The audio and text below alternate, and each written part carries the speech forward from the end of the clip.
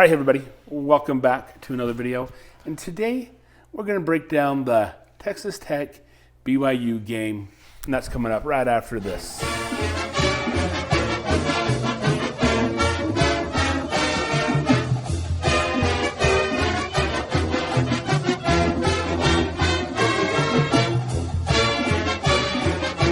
All right, hey everybody, welcome back to Just Justin. I am Justin, and yeah, we're going to be doing a BYU review today of the Texas Tech game. And BYU, it was number 7 versus number 8 down there in, where were they? Lubbock, Texas, west side of Texas. Yep, and it was game day. ESPN game day was there.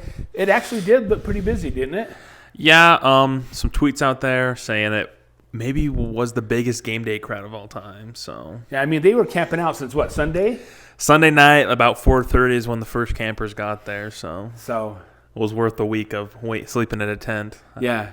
I mean, yeah, it was a pretty big crowd from what I was watching when I was watching game day today. But the hype of the game, did it live up to it? Unfortunately, it did not. The first half didn't really live up to it either. And the second half, it just kind of got blown out of the water. Okay, so before we get into our little review of the game here, do you have the stats? Yeah, let me pull them out. So there's lots of stats to look at. The final score was 29-7, and that is decepting. BYU did have them kick 5 field goals and limited them to 2 touchdowns, so those are some positive in it. So the stats for the game, some team stats for you. Total yards is 255 from BYU and 368 from Texas Tech. 188 for passing for BYU and 67 on rushing, while Texas Tech had 219 passing and 149 rushing. We knew going into this game that the rushing attack was going to be extremely difficult. They're averaging like 67 yards a game, so it's right on par with their defense. Also some stats, looking at Bear Bachmeier. He was, don't you agree, one of the shining moments of the game? People would disagree that he didn't play the best, but looking at his stats, he posted a 56 QBR, but on 23 completed passes, 188 yards on 1 touchdown, 1 interception. Yeah. Pretty good. The interception, probably should have just thrown it away. He was trying to make a play. He's trying to be a competitor, so don't give him on that. I honestly blame the play calling because 4.9 yards per pass for Bear Bachmeier is not very. His receivers did drop the ball a lot that we noticed. What other stats do you want to pull up? So, yeah, we had 2 fumbles. We had that muff pump by Kingston. Just looked away for a half a second. Yeah. And then we had that backwards pass where the lineman should have jumped on it, but he wasn't sure if it was going to be an illegal touching or what. And Rodriguez, was it? Yeah, Jacob Rodriguez. Yeah. He jumped on the ball, and, he was doing it all during the game. I think that puts him in the Heisman conversation. Yeah. An interception, recovered fumble, sacking. Like, he is a good football player. Former quarterback, too, for those of you that didn't know that. Yeah, and, the passing, we touched on the passings. But the ones that I kind of thought was kind of weird was the penalties. BYU had 5 for 37, and Texas Tech had 6 for 50. That was kind of shocking because Texas Tech wasn't getting called for nothing. Yeah, this game was a lot of, it's hard because I agree that the Big 12 refs suck so bad. They are so inconsistent with their play calling. But Texas Tech really didn't have any penalties until the last drive when they got that pass interference call, and that was the majority of the yards they got. The other ones were they had 2 false starts, 3 false starts, and they had a legal shift. Yeah, and that was 4 of the 5 penalties. Yeah, and then they had the unsportsmanlike conduct on number 5 who scored the touchdown earlier in the game. Yes. He was, I don't even know what he did to do that, but it was towards the end of the game. So, Brock Bachmeier, let's see here. What did he throw? 23 of 38. Yeah, for 188 yards. I just think that I'm not an offensive coordinator, will never be at the collegiate level. But if I look at a game and we're have 50 rushing yards, less than 50 at halftime, why would you start running the ball on first and second downs? Like, your running back one's hurt. Mm-hmm. Your line, that your line can't push the run block because this defensive front is so hard. But yes, they did get 38 passes, but a lot of those passes were not downfield. They were screen passes. They were little rinky-dinky passes. I think you got to put more confidence in a true freshman quarterback because I think they still have the training wheels on. Yeah. They've gotten little. They had like a little push bike. They have training wheels. Like, we got to upgrade him to freaking Ninja Kawasaki 300. Like, get him full throttle of that offense because Bear's capable of it. We've seen it. This game, just going to the Lubbock, game day, 11 a.m. kickoff, coming off a bye, probably not the best look. Yeah, no, I agree. I mean, coming off a bye, BYU starts off flat. I mean, against East Carolina, they started off flat. Yeah, it was literally 6-3, almost going into halftime before Evan Johnson got a pick six. Back-to-back picks. Yeah, but I hate when BYU comes off of byes because I don't know what they do. I mean, they probably do practice all week, but just that bye week, I think it hurts other teams as well. But just for BYU, it hurt them today. I think so. I think it's one of my football coaches, the late and great Al Curtis. He said you got this type of feng shui, do the same routine every week, and with professional athletes and stuff, because in this world, NIL is professional athletes. You get off your rhythm. You kind of get off cadence. Like, you're so excited, and plus all the hype building up to this game. First top 10 matchup in school history, college game day, Big 12 game of the year, and then going in there on the road, coming off a bye you haven't played in 2 weeks, physical hurt, like, it just throws off a demeanor. But the good thing is they have 3 games, and they're in their own destiny, right? Right, they're in their own destiny. But let's talk about the game, though. Texas Tech came out, and they were on fire. I mean, BYU stopped them the first drive, didn't they? Yeah, first drive, 3rd and 12, and it ended up being 4th and 25 with a big sack from Urser. Yeah. I mean, they did put pressure on him throughout the game, but he has an arm on him, and he can throw. Yeah. And our defense, we're going to talk about the defense here in just a minute, okay? But the offense just could not get started. No, and I think it's hard to come off a bye, you know? Like I mentioned before, like, I think LJ Martin is the key to that offense, and he's hurt. He came off a hurt shoulder. You could clearly tell he was getting limited reps, and we had 67 rushing yards total. So if we can't get the running established, Davey Bailey, the Rodriguez, all the defensive players on Texas Tech knew they could attack Bear, which is surprising. They only got 1 sack on the day. Yeah. That Texas Tech defense only sacked Bear 1 time. But they also pressured him. A lot. Bear got out. Bear scrambled and got tackled for loss, got a couple yards. And so it's hard to establish an offense, especially when Bear performs so much better when there is play action. His QBR is one of the best in the nation when there's play action versus without play action. And you need play action, you need to establish the run first. Right. Yeah, you have to do that. And I think that's what A-Rod was trying to do, but it never did materialize. No, it never did. And everyone on Twitter and stuff is saying fire A-Rod and stuff. He is 19-3 in his past 22 games. Yeah. Majority against Power 4 opponents. I think this is an overreaction because you want to be competitive. This game had so much hype. We beat Utah a couple weeks ago. Utah struggled against Tech. We struggled against Tech. Like, Tech is a beatable team. Yeah. Arizona State did that, and you can't say, oh, your quarterback. Like, yes, your quarterback does facilitate, but also your defense plays the game. So there is overreaction to this, but, like, hold your horses. Go on a road, a hostile environment, early kickoff, coming off a bye. You're beat up. You have a true freshman quarterback. There's lots of factors that go into it. And sometimes you lose games. Like last year, Notre Dame, they lost to Northern Illinois. No, Northern. Oh, I can't remember who that was. It was a MAC team. Northern Iowa maybe. Doesn't matter, right? They lost 14-13 at home.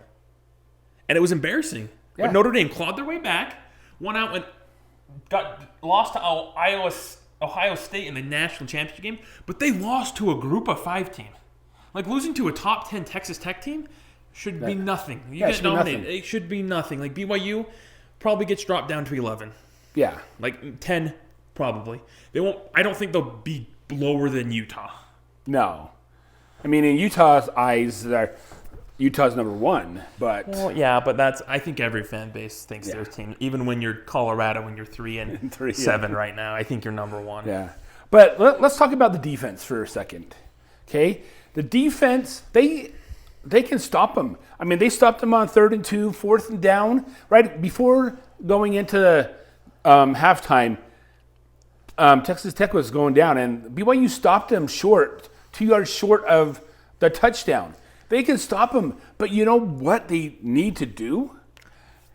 Yeah, I think better tackling angles and tackling in general. Yeah. So many times. If you watch the game, if you didn't, go rewatch it. It appeared to us on the television that they were stopped at the line of scrimmage or close to, and then the Texas Tech running back, I can't forget his name, but both of them, they just found a way to get extra yards. Yeah. And it's unfortunate. It's unfortunate. Yeah, unfortunate. But I think for the season so far, tackling has been an issue.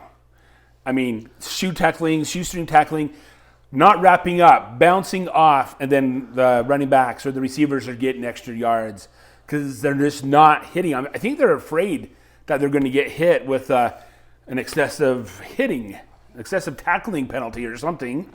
Don't you think? Yeah, it's also some of the tackles, it's open field tackles, and those are extremely hard to do because of angles and stuff. But other times I feel like they are trying to get a big hit and they're just trying to knock the ball. And like, I get it with injuries. I never played college football. You never played college football. But like when I was in high school, it was like you had to tackle. You had to wrap up. That was that's a fundamental thing. You wrap up, you grab, you do everything to get them down. And hitting them with the shoulder probably isn't going to get him down most of the time. Yeah. I mean, we had tackling drills every day. Mm-hmm. Tackling, over and over and over again. And if you messed up, over and over and over again. Yeah. And that's one thing they beat into us is you have to wrap up and tackle. But I'm not seeing it so far on BYU's, not the front.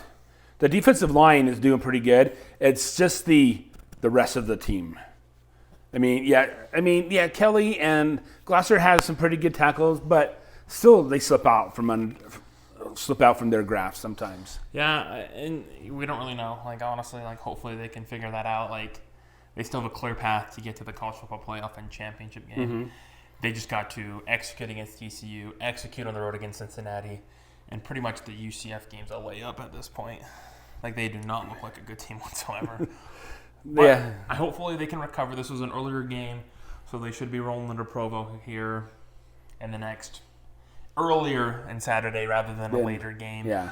Get rested up, and I saw some interviews with some of the guys, like Tanner Wall, captain. He plays free safety. He just said like they got the best of us. And then when they're going through the handshake line, they're like, a lot of the Texas Tech players are like, hey, we'll see you guys in a couple weeks. Like, go get the rest done. Like, we're excited. We want that battle. Because they view Texas Tech, the best team in the conference, views BYU as the second best. And they want the best competition. And I think it's all up in the air. It just has to take it game by game. That's what Chase Roberts said, too, post-interview. He said, it's just take it one game at a time. But right now, BYU lost 29-7. Okay, but yes, like Recker said earlier in the video, BYU held them to 5 field goals when they were down in the red zone, and then we stopped them from going into the end zone in that right before the second half, and they did get the 2 TDs, but it could have been a lot worse of a game. It could have been. They had 8 total red zone. Yeah, and they got 2 touchdowns, and then they got 5 field goals, and then they got stopped on the 4th down, which. Some of those, we turned the ball over inside their 20. We gave a big play inside their 20, and they ended up with 6 points out of those. I say that's a win. Yeah, that's a win. That defense is strong, and they had good open field tackles, and they just gave up big plays. They got beat one thing that Jay Hill says in a couple weeks ago. He said, you just got to win your one-on-one.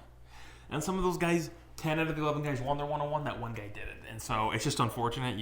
But BYU does need to have more explosive plays on offense to even compete with anybody. Yeah. I mean, they almost had a couple picks, but they didn't haul those in. But it was a game. BYU got their one loss, so they're 8-1 right now, and 5-1 in the conference. And I think that one loss is a good thing for BYU because they're not trying to we got to stay undefeated. No, that one loss is fine because like you said, TCU's coming to town next Saturday. It's in 8:15, 8:30 kickoff. Mountain Standard Time. Yeah, Mountain Standard Time. And now BYU's like, okay, we got that one loss. We just got to take care of TCU this next week, and then Cincinnati and UCF, because I think that BYU and Texas Tech will meet in the championship on December 6th. And that's going to be a good game because like some of the YouTubers out there, Drake, I'm told, and stuff like that. They're saying BYU needed to lose this game and then win the championship so both teams can get into the playoffs.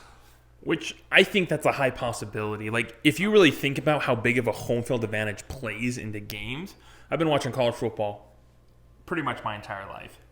There's a certain type of home field advantage that, like, teams in the Big 12 have. Utah, BYU, Texas Tech. Like, all these teams do. You go to Death Valley, LSU, you go to Happy Valley. Like, Penn State almost pulled up that set against Indiana because they had the home field advantage. They had the crowd behind them.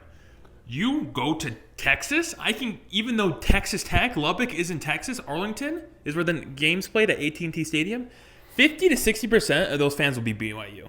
Yeah. A lot of them last year, they were hoping to be BYU fans, right? But I can guarantee you at a neutral site, BYU will be more competitive. They can get more numbers because that crowd helps you. Oh, that does help you. It swallows out sound noise. It gives you motivation. It's almost like Tinkerbell when you cheer. You just flutter your wings and fly higher. Like, you got to believe. And I do think a neutral site does help because home field advantage is a huge thing. Yeah, it is a huge thing. Just like home field advantage back in 1990 when Miami came in here being the number one team and BYU beat them. Because I think the home field advantage was a good thing. Yeah. And you got to play your strengths. Like, if you really look at it, BYU's toughest games, the majority of them are on the road. Yeah. They got Iowa State on the road. They went to Lubbock this past week. They go to Cincinnati in a couple weeks. But Utah, on the other hand, they've played Arizona State, Texas Tech, and BYU. One of those games have been on the road, and the one that was on the road was 40 minutes down south. Yeah. Which isn't that stressful for the team, you know? No. So having home field advantage matters and traveling matters. And so hopefully BYU can regroup, get back, and have that home field advantage at LaVell Edwards Stadium next week. Yeah, I'm looking forward to the TCU game. But, yeah, this Texas Tech game, it was a disappointing game for BYU, of course. But BYU needed to lose, in my opinion, at least one game so that they can get that over with and move on and meet Texas Tech in the championship. Yeah, and I think last year you look back, BYU had this hype. They were 8-0, 9-0. Mm-hmm. They were 9-0 going into that Kansas game. Brutally lost at home.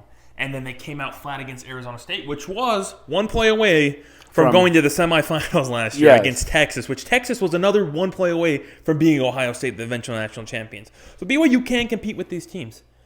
That just had bad cards dealt, and scheming was just not the best. They have film on Tech. They'll improve. And then hopefully, conference championship game, they can come back and beat Tech or beat whoever it is, because Tech could lose a game. Who knows? It's the wild, wild Big 12. Right. Whoever they hopefully get there and play, that they'll be able to scheme better because they have a week to prepare again.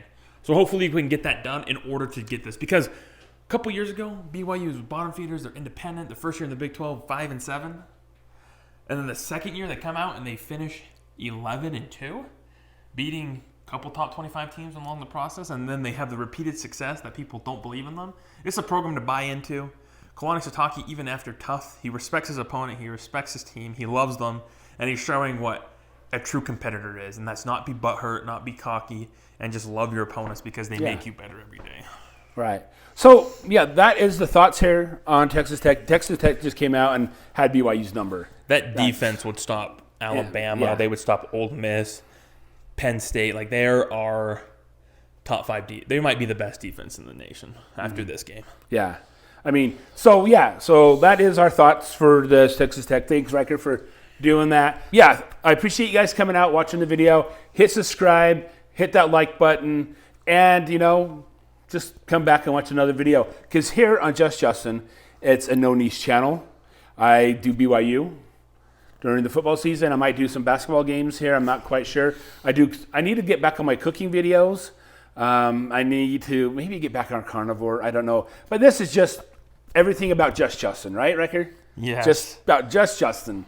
And so, yeah, I appreciate you guys coming around, watching the videos and things like that. And until the next video, I'll see you later. All right. Bye. Thanks for watching, guys. BYU football and other videos here on Just Justin. Subscribe and watch that other video.